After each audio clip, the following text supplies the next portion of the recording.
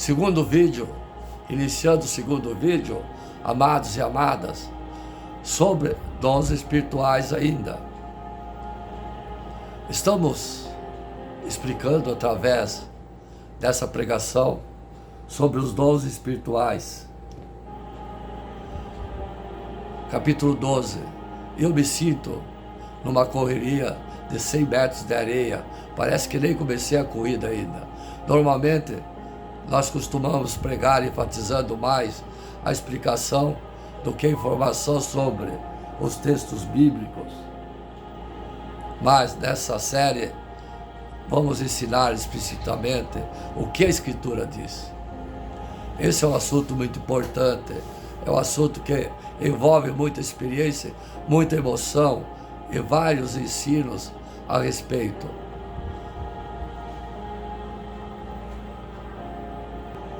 Ora, os dons espirituais são diversos, mas o Espírito é o mesmo. E também a diversidade nos serviços, mas o Senhor é o mesmo. E há diversidade nas realizações, mas o mesmo Deus é quem opera tudo em todos. A manifestação do Espírito é concedida a cada um visando um fim proveitoso. Mas um só é o mesmo Espírito que realiza todas as coisas, distribuindo-as como lhe apraz, a sua vontade, individualmente.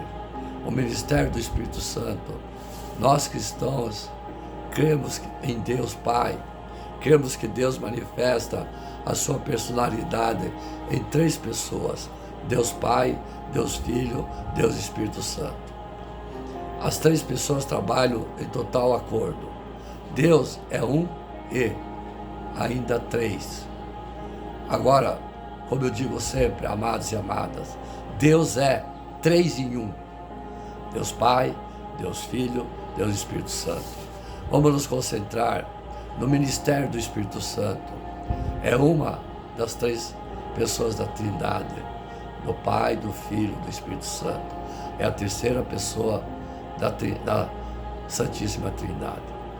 A obra do Espírito Santo nos não salvos. O que o Espírito Santo faz? Bem, basicamente a partir do que diz o Novo Testamento, o Espírito Santo ministra para 2 categorias de pessoas que são únicas categorias que tem. As pessoas que conhecem a Deus e as pessoas que não o conhecem. Quanto às últimas, o Espírito Santo está envolvido em convencê-las. Em João capítulo 16 é dito que o Espírito de Deus nos convence do pecado, da justiça e juízo. Seu ministério é trazer tais pessoas a Deus. A obra do Espírito Santo nos salvos. Quanto nós crentes, cristãos, seu ministério é muito mais complexo, uma vez que conhecemos Jesus Cristo, recebendo como nosso Salvador, tendo nascido na família de Deus. O Espírito Santo de Deus, em seguida, começa a trabalhar em nossas vidas. O Espírito de Deus ministra a nós crentes em 2 dimensões individualmente. O que o Espírito de Deus faz por nós, por você, individualmente, muitas coisas, mas vamos citar alguma delas. Regeneração. Em primeiro lugar, o Espírito Santo regenera. Foi o Espírito de Deus que fez você ser salvo, ou que te trouxe para a família de Deus. Jesus disse em João capítulo 3, você deve nascer do Espírito. É o Espírito de Deus que opera a salvação. É o Espírito de Deus que em seguida continua a transformar o indivíduo, visando obter, como é dito em 2 Coríntios, como é dito em 2 Coríntios capítulo 3, verso 18, a imagem de Jesus Cristo. Essa é a obra da regeneração que o Espírito faz. Garantia da salvação. O que mais ele faz? Ele garante nossa salvação. 1 João capítulo 4, verso 13. Diz que conhecemos que estamos nele, e ele em nós, pois que nos conseguiu o seu Espírito. O Espírito de Deus testemunha como o nosso espírito. Romanos capítulo 8, que somos filhos de Deus assim, o Espírito de Deus assegura a nossa salvação. Quando você vê alguém que não sabe se conhece Deus, que não tem a confiança de que foi salva, que não tem segurança sobre o seu futuro, pode ser que essa pessoa, na verdade, não seja um cristão, e é por isso que ela não tem testemunho do Espírito Santo no seu coração. A adoção. Em terceiro lugar, o Espírito Santo de Deus nos adota como filhos. Ele nos, não só na realidade de filiação, nos dá mais um senso de tê-la. Em Gálatas capítulo 4, verso 6, Paulo diz: porque sois filhos de Deus, enviou ao vosso corações o Espírito de seu Filho, que clama, Abba Pai. Abba Pai quer dizer, amo meu Pai, que é uma palavra para se referir ao Pai com ternura. Assim o Espírito de Deus individualmente nos dá a sensação de ser o Filho de Deus. Selo. Em quarto lugar, o Espírito de Deus nos sela. Quando o rei enviava uma carta ou decreto nos tempos antigos, ele derramava um pouco de cera sobre ele e sobre ela colocava um selo, tornando aquele documento oficial. A você e a mim foi dado o selo por Deus. Esse é o Espírito Santo. Assim, o Espírito coloca o seu selo de autenticação em nós e diz: oficialmente, você é filho, pertence a mim. Habitação. Em quinto lugar, o Espírito de Deus habita em nós. 1 Coríntios capítulo 12, verso 13 diz que todos nós fomos batizados em um Espírito, formando um corpo, quer judeus, quer gregos, quer servos, quer livres, quer todos, temos bebido do Espírito. Romanos capítulo 8, verso 9 diz: se alguém não tem o Espírito de Cristo, esse tal não é dele. Assim o Espírito habita em nós. Libertação, outro ponto. O Espírito não liberta. Em 2 Coríntios capítulo 3, verso 17, é dito: onde estiver o Espírito de Deus, aí há liberdade. A liberdade da lei, liberdade de ter que agradar a Deus por alto esforço, liberdade das obras de justiça própria, liberdade do pecado, da carne de Satanás, além de outras coisas. Capacitação. Sétimo lugar, o Espírito Santo nos capacita. Em Atos capítulo 1, verso 8, fala: ao receber o Espírito você recebe poder, santificação. O Espírito também nos faz santos. Em 1 Tessalonicenses capítulo 4, Paulo nos diz que Deus nos quer santo e nos deu o Espírito para esse fim. Revelação da verdade. O Espírito Santo também nos revela a verdade. Observa, amado e amada, 1 Coríntios capítulo 2, verso 9, as coisas que os olhos não viu, e o ouvido não ouviu, e não subiram ao coração do homem, são as que Deus preparou para os que o amam. Nem a experiência empírica, em filosofia, podemos nos revelar as coisas que Deus preparou para aqueles que o amam. Em outras palavras, o homem, por empirismo ou por filosofia, não pode descobrir Deus. Porém, o próximo verso diz: mas Deus nos revelou pelo seu Espírito, de modo que o Espírito Santo em nós nos ensina, revela a verdade para nós. Direção. O Espírito Santo nos guia, todos os que são guiados pelo Espírito de Deus, esses são filhos de Deus. Romanos capítulo 8, verso 14 diz: esse é o ministério múltiplo do Espírito, e não para por aí. Intercessão. Em Romanos capítulo 8, nos é dito que o Espírito de Deus intercede por nós com súplicas que não pode ser pronunciada humanamente falando. Tudo isso é que o Espírito de Deus faz para você, como um indivíduo. Você percebe o quão importante ele é. Quero dizer, seria impossível vivermos sem o Espírito Santo, mas Deus nos deu a plenitude do Espírito, obra coletiva. Acontece com a segunda categoria o que o Espírito Santo está fazendo para a igreja, coletivamente. Bem, ele habita a sua igreja, Efésios capítulo 2, verso 22, diz, no qual também vós juntamente sois edificados para a obra de Deus em Espírito. Então, ele está se movendo em sua igreja, mas fazendo o quê? Vou dar vários exemplos, rapidamente. Ele cria a comunhão, o Espírito de Deus é um catalisador que estimula a interação e a comunhão. Segundo Coríntios, capítulo 13, fala sobre a comunhão do Espírito. O Espírito de Deus gera comunhão. E perseveraram na doutrina dos apóstolos na comunhão. O Espírito nos ajuda na adoração. Eu creio que o Espírito gera em nós uma expressão coletiva de culto. Por exemplo, quando João vai adorar, em Apocalipse capítulo 1, verso 4, ele diz, eu estava em espírito. Quando o crente vem junto diante de Deus, o Espírito, de alguma forma nos chama a adoração de Deus. Ele inspira a Escritura. Sempre que abrimos a Bíblia para ensiná-la, lembramos que jamais a profecia teve origem na vontade humana, mas os homens santos falaram da parte de Deus, orientados pelo Espírito Santo. Ele também guia a igreja, o Espírito Santo. Em Atos capítulo 13, verso 2, disse, em Antioquia, apartai-me a Barnabé e a Saulo, para que a obra que os tenho chamado. Assim, o Espírito de Deus dirige a vida corporativa da igreja. Ele gera unidade na igreja. Efésios capítulo 4, verso 3 diz, procurando guardar a unidade do Espírito pelo vínculo da paz. O Espírito de Deus gera unidade.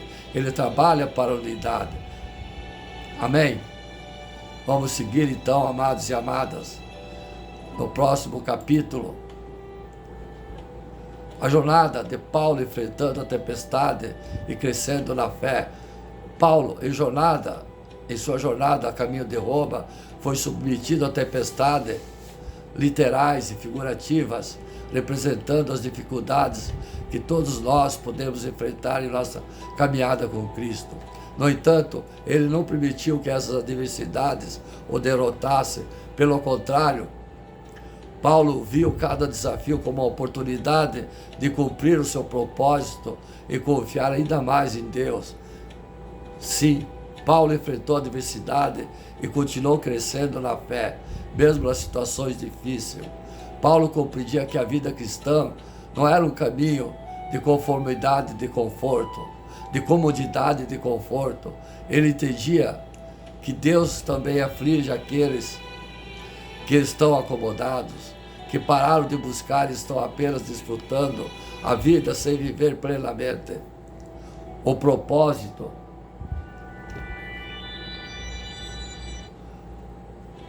Viver a vida do propósito de Deus tem para ele. Paulo sabia que como a acomodação não tinha lugar na caminhada com Jesus. E o crescimento constante era necessário. Ele não sabia quando Jesus voltaria, então ele vivia cada dia buscando fazer tudo o que Deus pediu a ele em seu devido lugar. Confiança em meio à tempestade. Mesmo diante da tempestade, literais e figurativa, Paulo confiava em Deus. Ele entendia que todas as vidas a bordo do navio foram dadas a ele por Deus, assim como ele havia confiado a Deus a sua própria vida. Paulo confiava que Deus cuidaria dele e o levaria para seu destino, independente da tempestade, das circunstâncias. Ele sabia que mesmo quando enfrentamos tempestades, Deus tem um propósito para nós, expectativa para cada um de nós. As adversidades podem nos testar, nos preparar para o que Deus tem reservado. Naufragando e confiando, Paulo e os náufragos chegaram a uma ilha chamada Malta. Eles foram recebidos calorosamente pelos habitantes locais que acenderam uma fogueira para aquecê-los. No entanto, enquanto Paulo colocava gravetos na fogueira, uma víbora se agarrou à sua mão. Embora a situação parecesse ruim, Paulo não se desesperou. Ele sabia que Deus tinha um propósito para ele ali. Em vez de murmurar ou questionar, Paulo sacudiu a víbora e continuou o seu caminho. O propósito, além do sofrimento, o ato de Paulo sacudir a víbora não apenas demonstrou sua confiança em Deus, mas também gerou um testemunho poderoso. As pessoas que testemunharam isso começaram a acreditar que Paulo era um Deus. Esse testemunho alcançou o homem mais importante da ilha, cujo pai estava doente. Paulo orou por ele e o curou. Logo, todas as pessoas doentes da ilha foram trazidas a Paulo. Ele orou por elas e todas foram curadas. Paulo se tornou um canal para o poder de Deus se manifestar naquela ilha. Tudo porque ele escolheu confiar em Deus e agir de acordo com o seu propósito, mesmo nas situações difíceis. A jornada de Paulo, amados e amadas, nos ensina adversidades. Confiar em Deus e em seu propósito pode levar a resultados surpreendentes. Assim como Paulo, podemos encontrar crescimento na fé e nos tornarmos instrumentos na mão de Deus, poderosos, independente da tempestade. Ao enfrentarmos os desafios da vida, lembremos de que Deus está conosco, capacitando-nos a superar, a revelar seu poder. Escolhemos confiar na sua sabedoria e agir em conformidade com o seu propósito, sabendo que Ele pode transformar nossas adversidades em oportunidade de crescimento e testemunho impactante. Sim, Paulo, isso sem falarmos no espinho da carne, que Paulo pediu a Deus que o livrasse desse espinho. Deus disse: tua fé não te basta? Sim, todos os crentes devem se instruir uns aos outros. Sim, todos os crentes devem se ajudar. O povo de Deus precisa de pregações e ensino, como nós estamos realizando nesse momento. Estou sendo instrumento de Deus para essa pregação.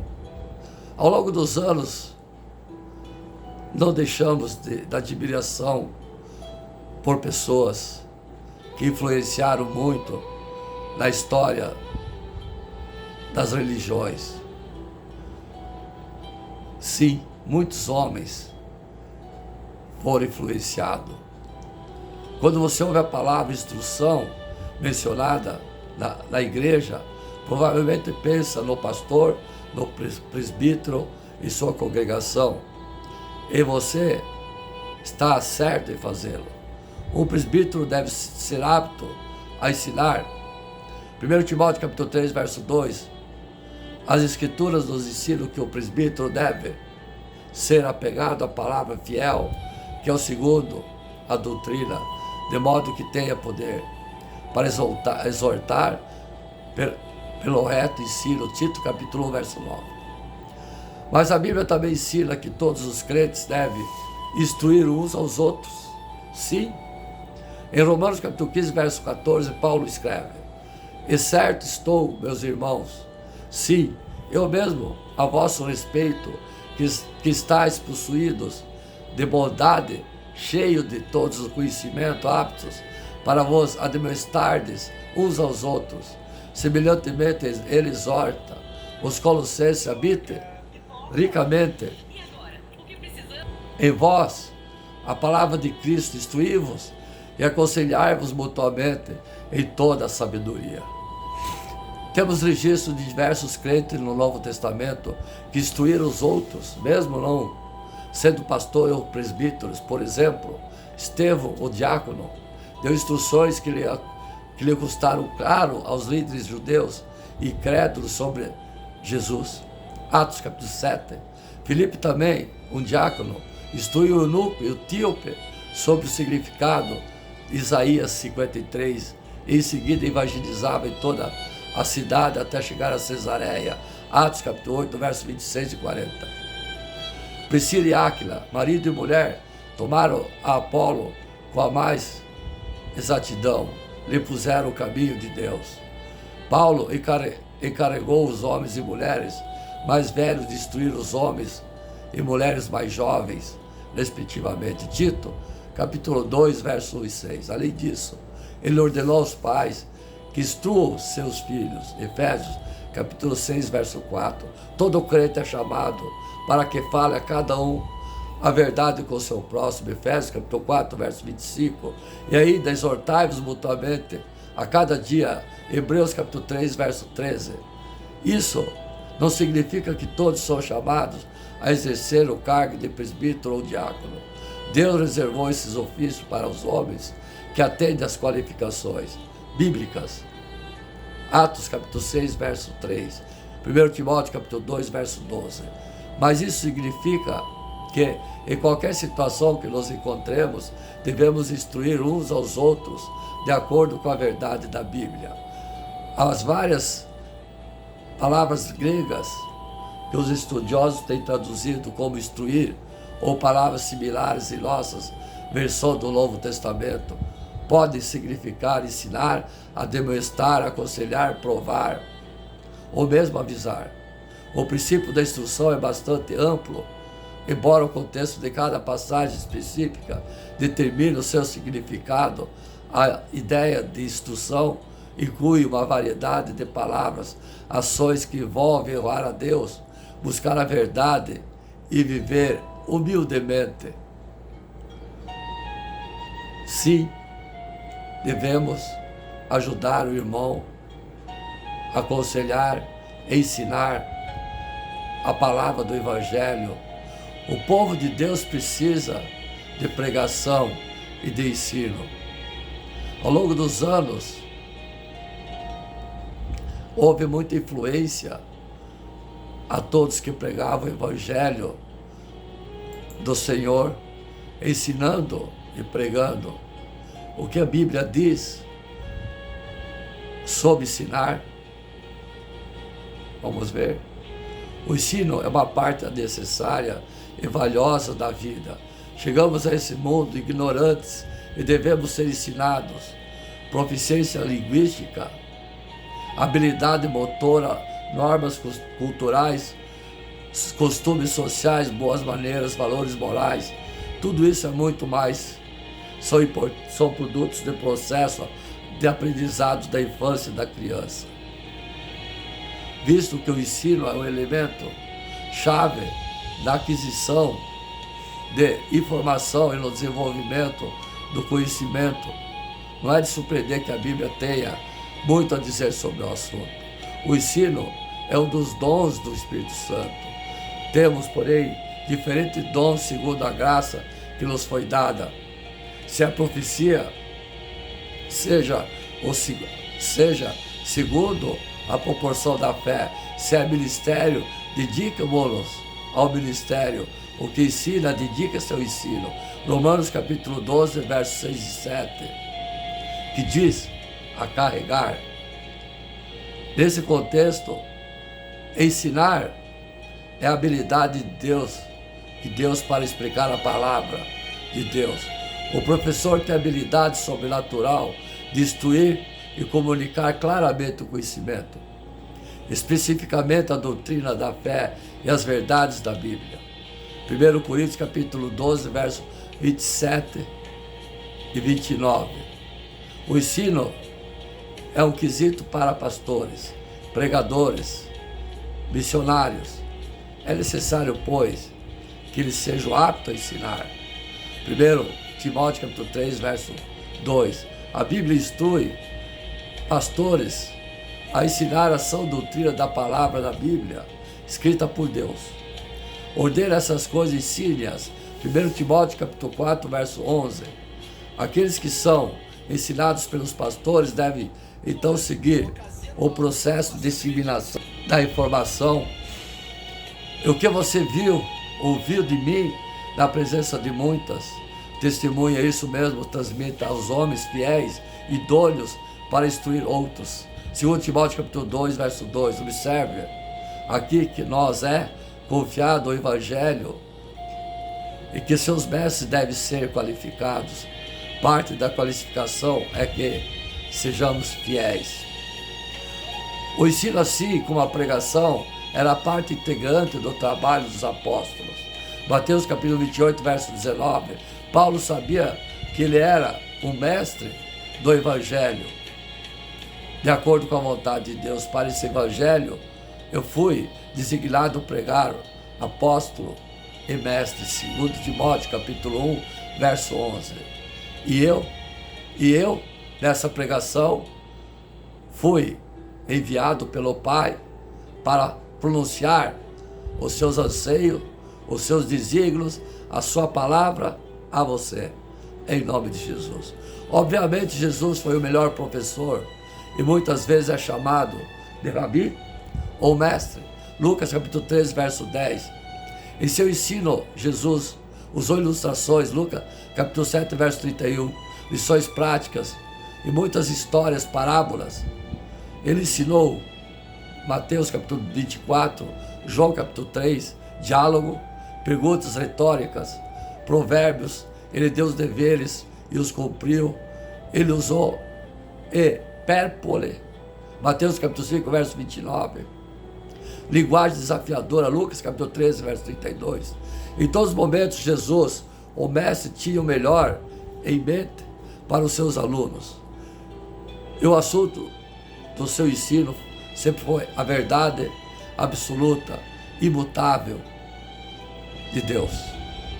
As outras pessoas que as Escrituras identificam como mestres são os sacerdotes levíticos. Levítico capítulo 10, verso 11. Os apóstolos, Marcos capítulo 6, verso 30. Jesus disse que o fim natural do ensino é eficaz e que o aluno se torne semelhante a seu mestre. O discípulo está acima do seu mestre. Todo aquele, porém, que for bem instruído, será como seu mestre. Lucas capítulo 6, verso 40. Ele disse isso no contexto de um aviso para ter cuidado com quem escolhe como mestre, pois estava dizendo: será que um cego pode guiar outro cego? Não é fato que ambos cairão no buraco? Portanto, se você quer ser homem de Deus, procure mestres que também o sejam. A Bíblia também contém advertências sobre o ensino hipócrita. Mateus capítulo 23, verso 3. O falso ensino, Atos capítulo 20, verso 28 e 31. Na verdade, há livros inteiros da Bíblia dedicados a combater falsos ensinos da igreja primitiva, segundo Pedro e Judas. Amados, não deem crédito a qualquer espírito, mas provei os espíritos para ver se procede de Deus, porque muitos falsos profetas têm saído do mundo afora. 1 João capítulo 4, verso 1. O teste para qualquer ensino é se ele está ou não alinhado com o ensino de Jesus. Chegará o dia em que o ensino será desnecessário e não ensinará jamais cada um ao seu próximo, nem cada um seu irmão, dizendo: conheça o Senhor, porque todos me conhecerão, desde o menor até o maior. Hebreus capítulo 8, verso 11. No dia em que virmos Jesus face a face, conheceremos como também somos conhecidos. 1 Coríntios capítulo 13, verso 12. Amém? Então, amados e amados, pregar e ensinar. Sim, qual a diferença de pregar e ensinar, amados? Existe uma diferença entre pregar e ensinar? Essa é uma pergunta que muitos professores, pregadores têm escutado. Não é apenas um livro sobre filosofia e pregação, mesmo como pregar bem. Em vez disso, é cheio de ideias que você pode experimentar se experimentar o primeiro minuto de um sermão, como estou fazendo agora.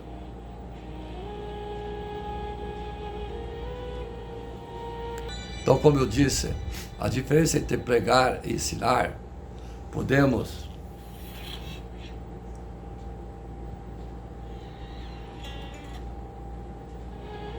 definir a pregação como a proclamação de convite e exortação na verdade bíblica e teológica. O ensino, em contraste, é a explanação e a explicação da verdade bíblica e teológica. O que compartilhamos entre pregação e ensino cristão é o conteúdo, a verdade bíblica, a diferença no modo e no objetivo imediato. A pregação é o conteúdo bíblico selecionado e apresentado de forma de proclamação com objetivo imediato, convite à exortação. O ensino é o conteúdo bíblico e teológico apresentado de uma forma mais detalhada e sistemática, com o propósito de explicar, desempacotar questões complexas, sua interconexão e suas implicações, a sua proposição, mas também distinção. Mas tais definições verbais nos levam apenas até certo ponto. Também é útil conceituar a relação da pregação do ensino com o diagrama.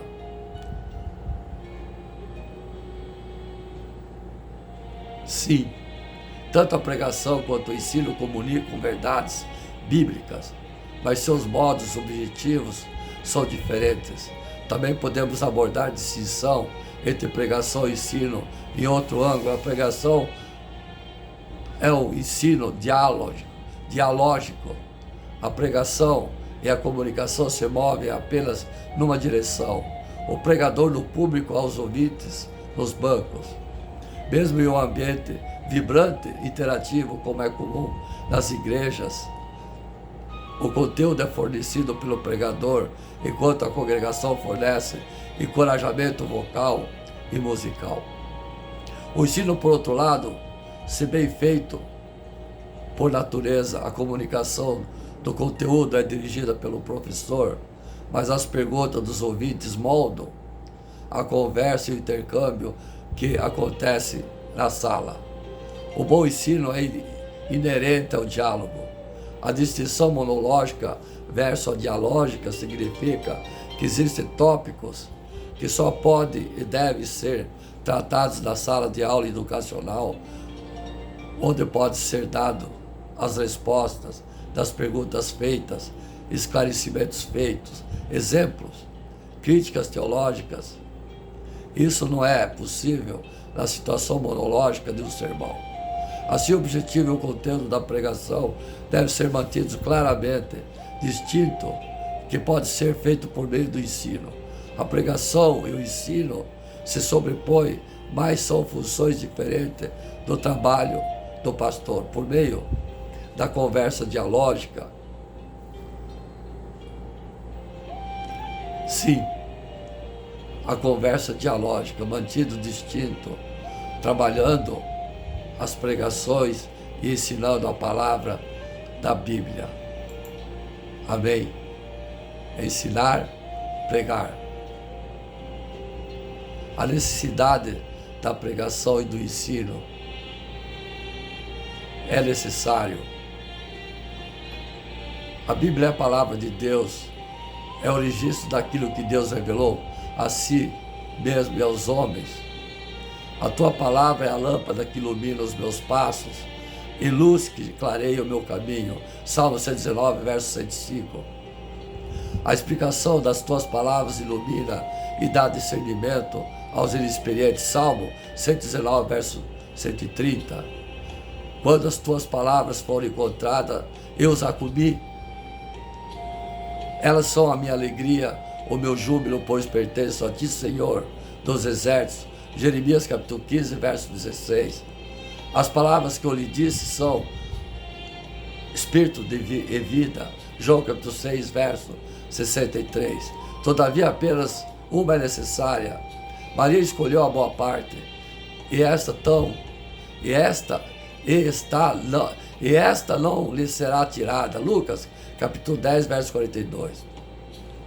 Como crianças recém-nascidas desejam de coração o leite espiritual puro, para que por meio dele cresçam para a salvação. 1 Pedro capítulo 2, verso 2. Amém? Sim, amados e amadas. 10 motivos para você ter esperança. Como ter esperança quando tudo ao redor parece desabando? Hein? E afinal, o que é esperança? Por que necessitamos tanto dela em um ponto como esse? E que motivo temos para ter esperança diante de tanta desesperança? A esperança fala de anseio, fala de acreditar, de dispor o coração para esperar por algum acontecimento. A esperança está realizada a esperar por coisas que são boas, pelas quais muitas vezes são aguardadas por um tempo considerável. Apeguemo-nos com firmeza à esperança que professamos, pois aquele que prometeu é fiel. Hebreus capítulo 10, verso 23. Vamos pontuar 10 motivos para ter esperança diante desse tempo de guerras, fome, caos mundial. Só anúncio nas minhas músicas aí, só perturba. Vamos lá, vamos pontuar 10 motivos para ter esperança diante desse mundo. Deus, primeiro, nunca perde o controle. Esse é o motivo para ter esperança. 2, ao colocar sua esperança em Deus e não nos acontecimentos momentâneos, você encontra a paz que independente da situação. 3, a esperança faz olhar o futuro com outra perspectiva. 4, a esperança contagia as pessoas que estão à nossa volta. 5, a esperança está ligada ao amor e à fé. 6, a esperança e a perseverança andam juntas e ambas são necessárias para uma vida de êxito. 7, Deus é fiel e a nossa esperança como cristão está nele e não nas coisas da terra ou em homens. 8, a esperança nos livra do medo. 9, Deus nos gerou para uma vida de esperança. 10, a esperança prepara o coração para um novo tempo. Inegavelmente, amados e amadas, vivemos dias difíceis. Um vírus invisível está chegando. Uma crise na saúde mundial que gera cada dia uma grande crise econômica. As guerras, a humanidade está sendo bombardeada diante de situações adversas. E essa é uma questão que nunca antes tivemos que administrar. O que a palavra diz, atenção, filhos, não é isso, não é só isso, mas também nos gloriamos na tribulação, porque sabemos que a tribulação produz a perseverança, o caráter aprovado.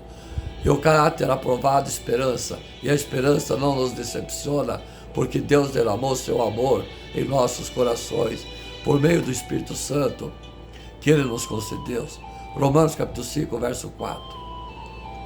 Então, distante dessa realidade, precisamos colocar, amados e amadas, os nossos olhos em Deus e crer na Bíblia, na palavra, nos levantarmos como uma voz que tem marca da esperança em Deus, o único e imutável. A esperança não traz confusão, porquanto o amor de Deus está derramado em nosso coração pelo Espírito Santo que nos foi dado. Romanos capítulo 5, verso 5. Certamente, nossa esperança precisa estar no Senhor. E por causa do caráter do nosso Deus, poderemos ver dias melhores e um tempo novo. E ao olhar para a sua vida, outros terão motivos para ter esperança. Mas quanto a mim, ficarei atento ao Senhor, esperando em Deus, o meu Senhor, pois o meu Deus me ouvirá.